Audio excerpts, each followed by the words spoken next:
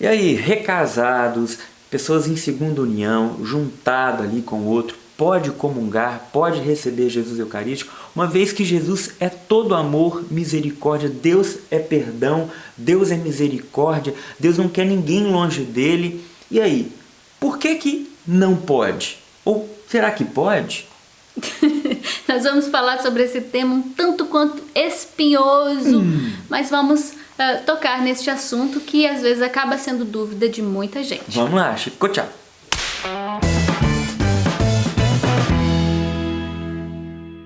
Sei que não é fácil lidar com esse tema, muita gente aí vive numa situação complicada, ainda mais porque o padre virou e falou: olha, minha filha, pode comungar, não tem problema, eu te acompanho, vem aqui, uma questão pastoral, tá ligado? Uma questão pastoral, então pode comungar.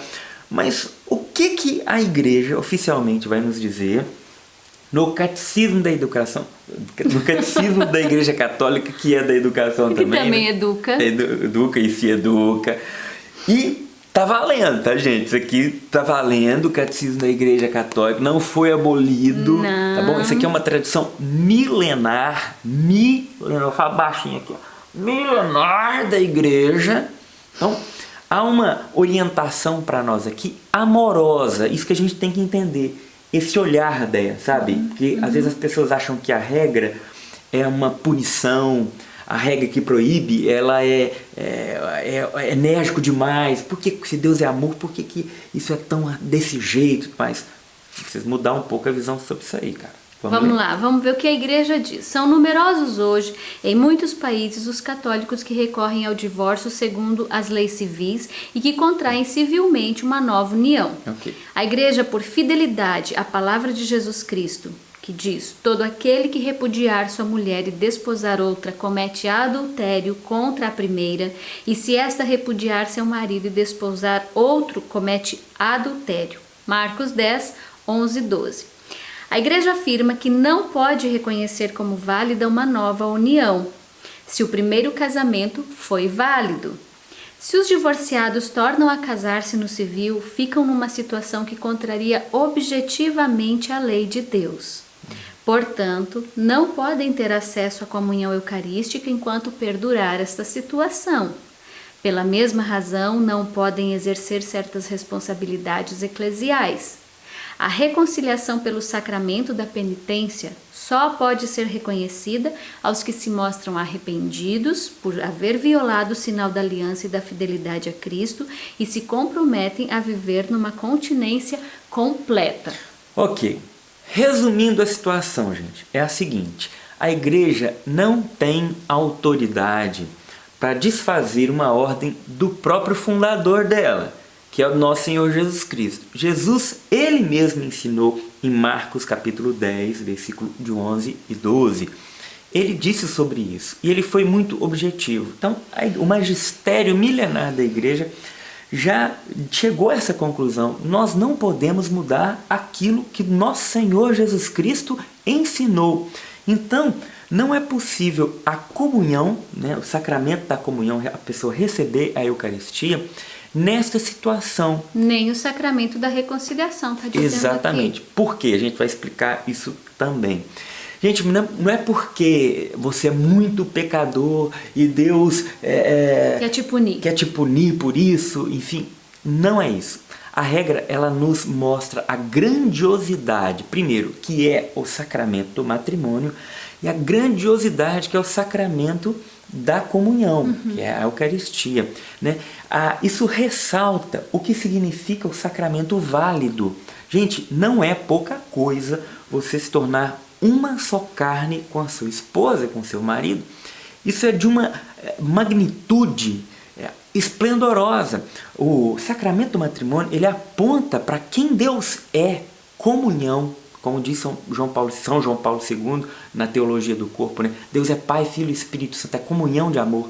E a união dos corpos, a união conjugal, a união do sacramento do matrimônio, ela remete a Deus e remete à nossa vocação, aquilo que nós somos destinados a viver, a participarmos da divindade de Deus. Isso é doutrina católica, isso não é heresia não, gente. Nós somos destinados a participar da divindade de Deus. Isso é grandioso. E o matrimônio, o sacramento do matrimônio, essa união conjugal, ele simboliza isso. E João Paulo II vai falar que mais do que um símbolo, é um sacramento, né?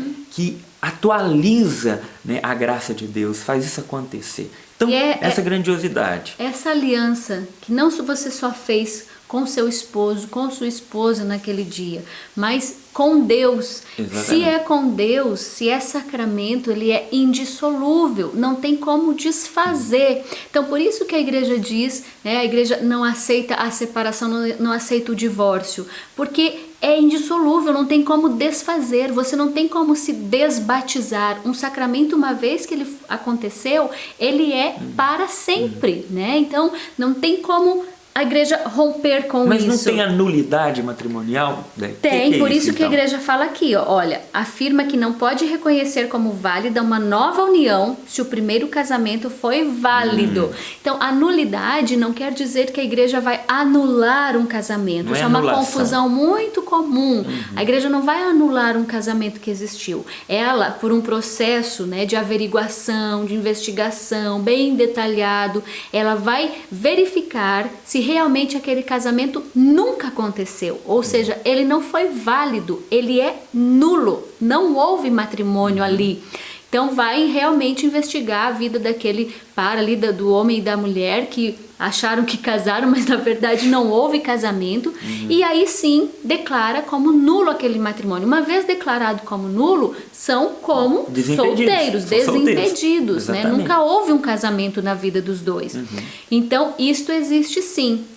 Há também aqueles casos, a gente sabe, né, de situações muito complicadas em que a convivência do casal pode colocar em risco a vida de um dos cônjuges. Mas nesse caso não há a separação, não há uma aceitação do divórcio, mas o que a igreja aceita é a separação dos corpos, o afastamento dos corpos. Eles ainda estão são casados, obrigados pela fidelidade, não estão desimpedidos para cada um casar com um ou com o outro. Não, eles estão ligados pelo casamento, pelo matrimônio, ainda uma só carne, embora estejam em casas separadas por causa de questões graves, no caso. De segurança para a vida da pessoa, né? Em risco de morte. Então, existem essas situações também, obviamente. Mas existem outras situações também que são complicadas. Por exemplo, a pessoa se juntou com a outra lá que era divorciada e tudo, e de repente elas se converteram. Voltaram para a igreja e descobriram: opa, estamos numa situação irregular, mas você é casado. É possível entrar com um processo para verificar se houve o matrimônio ou não e procurar a nulidade, esse decreto aí do Tribunal Eclesiástico, né? Mas se o tribunal falar: não, aconteceu de fato o matrimônio, vocês não estão liberados, né? Já instituíram ali uma família, já tem filhos, e agora como é que faz? A mãe vai sair de casa agora? Não, então o que a igreja nos ensina? Eles podem optar pela abstinência, pela castidade, pela continência sexual, não vão mais unirem-se sexualmente, essa nova união que surgiu aí, né? E se viverem assim, se optarem por isso, podem se aproximar da comunhão e podem comungar, se verem a castidade, e podem aproximar também da confissão. Sim, né? Exatamente.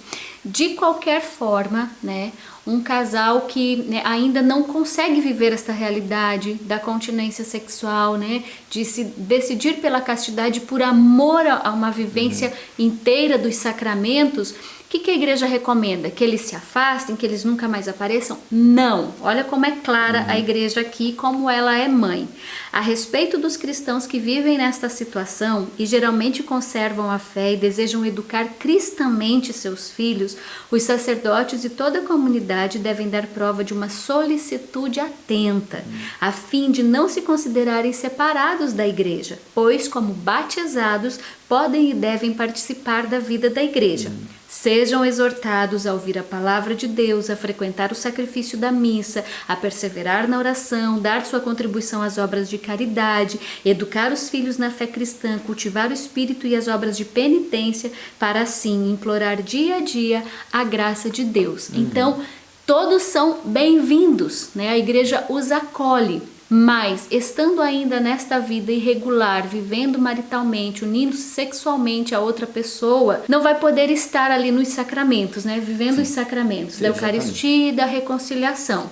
Então a gente tem que olhar para uma ótica de misericórdia de Deus, porque até a justiça de Deus é a misericórdia de Deus para conosco, né? É o amor de Deus por nós, né? Então a gente não pode ter essa visão de punição, isso aí é muito ruim, meu Deus do céu, mas que maldade de Deus, da igreja.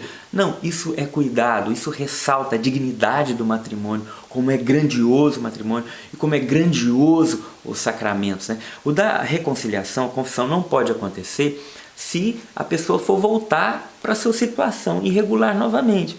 Mas, como a gente disse, se houver um propósito dos dois viverem essa abstinência, essa castidade, eles podem confessar, podem voltar à comunhão, né, e viverem uma vida de busca de sacramentos, de santidade, né? Então, a gente pode olhar para isso com um olhar de graça e de misericórdia para nós. Para os namorados, os noivos, os jovens casais, né, o que a gente deixa como reflexão é que vivamos bem este tempo de verificação, que é o namoro, que é o noivado, né? Nos dediquemos a ter este tempo, a dar tempo ao tempo. Às vezes a gente no fogo da paixão toma ali decisões precipitadas, sem conhecer bem a pessoa. Acabamos entrando aí num relacionamento, num casamento que vai ser fruto aí de decepções, de frustrações, né? E às vezes não estamos preparados para isso. Então, deixe o tempo amadurecer em vocês esta decisão pelo matrimônio, né? Para que seja uma coisa mais consciente e mais acertada. A gente sabe que o conhecimento da outra pessoa